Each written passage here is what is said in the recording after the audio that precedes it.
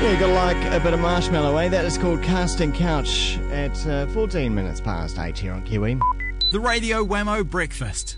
Talking politics with Russell Norman. Let's talk politics with the co-leader of the Greens, Russell Norman, this morning. Morning, Russell. Morning, Wammo. And you're on your way to Palmerston North this morning. What's going on there? We've got there's the hearings for the regional council's plan. There's a whole bunch of the environment groups making submissions to try to clean up the Manawatu River, which is a bit of a mess. I'm just going up to give them a bit of support.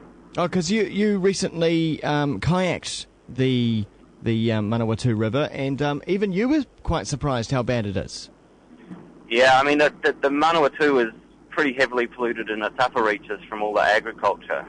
But when you get into the lower reaches, you get the traditional big pipes pouring crap into the river type situation. And they really stink. So, where we were kind of in the kayaks looking at these pipes coming in with all this white, frothy, stinky stuff, it's quite remarkable. Yeah, describe for us exactly what it was like. You know, what would it smell like and what it look like? So as it comes down, you know, there's all the bottom's covered in algae, obviously, because there's so much nutrient coming from the agriculture further up, and you can't see, you know, through the water much.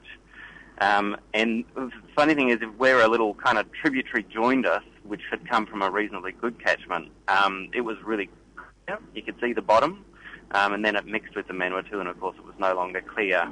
And then further down there was like the Palmy North sewage coming through this rock wall, so there's kind of like this rather pungent kind of stuff pouring through the rocks. And then further down we had the NZ Pharmaceuticals pipe, which was kind of like this white, frothy, kind of smelled like burnt sheep or something, kind of coming into the river. And you said that's a pharmaceutical pipe?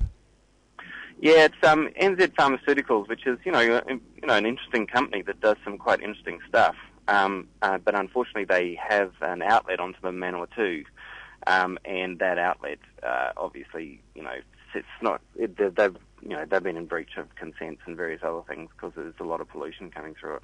Gosh, I had no idea we were manufacturing pharmaceuticals in New Zealand. Yeah, I mean, it's great that we do. I mean, it's great that, you know, there's a kind of intellectual, property and the kind of company that can do that kind of stuff. But, you know, no company or no farmer has the right to pollute the river as part of their business. Because I'd imagine there'd be some rather interesting byproducts that would come from a pharmaceutical factory. Yeah, there may be. There's been some issues with the resource consents around that pipe for quite some time. Okay. All right. So you're off to go and tell everyone about your experience and say they need to clean it up. Need to do something about it. It's more to provide support for the locals because, you know, what happens with these things is, you know, all around the country, local groups are trying to protect their rivers, and they're up against really wealthy industries. And so, you know, I just try to go along and provide a bit of support to say, look, actually, you know, people do support you and, you know, keep it up and we'll stand by you.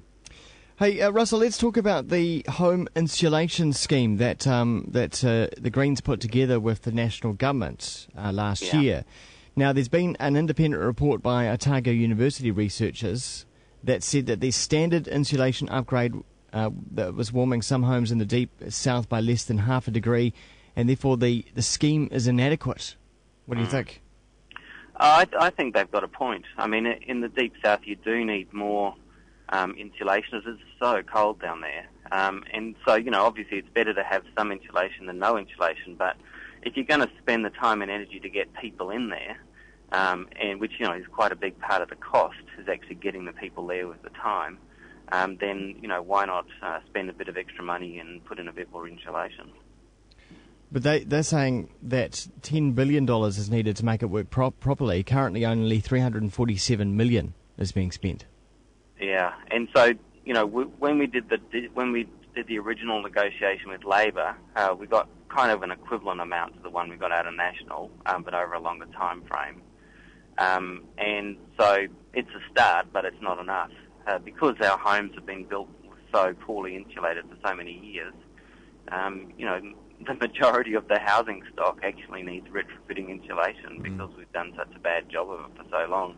I mean, it's a classic case of why it's so much cheaper to put in good standards at the beginning rather than come along later to try to fix up bad standards. You know, National always talks about the evil nanny state. Well, actually, having good regulations and good standards at the beginning saves you lots of money in the long term.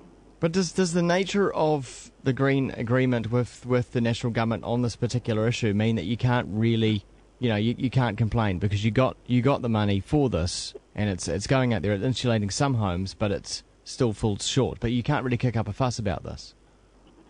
Oh, I don't know about that. I mean, I think we've spoken pretty, fairly about it, like I have just now. I mean, it's a start, but it's not enough, and we'll keep pushing for more because, keeping people warm and dry saves money. I mean, it saves government money because people don't get sick and end up in hospital.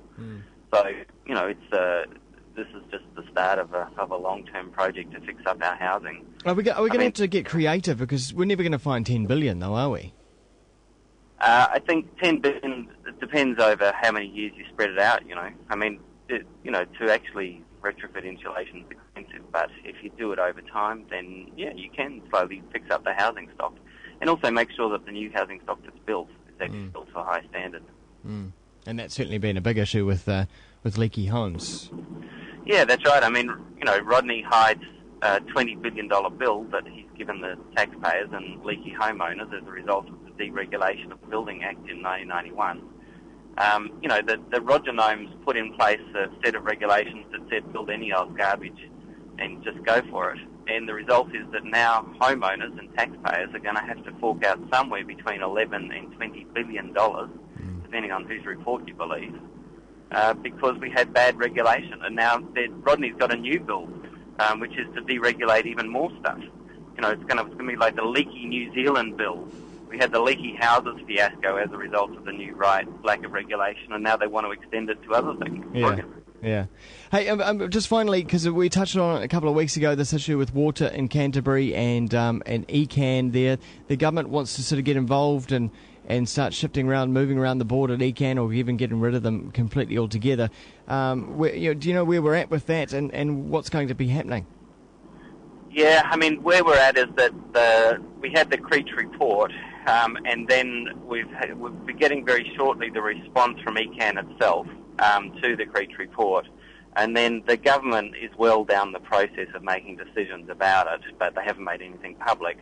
And I think we're likely to see some action on that within the next few weeks. I mean, it will. They've talked about the next couple of months, but I wouldn't be at all surprised if it's in the next month. We'll see. But yeah, the government's still thinking about it. Russel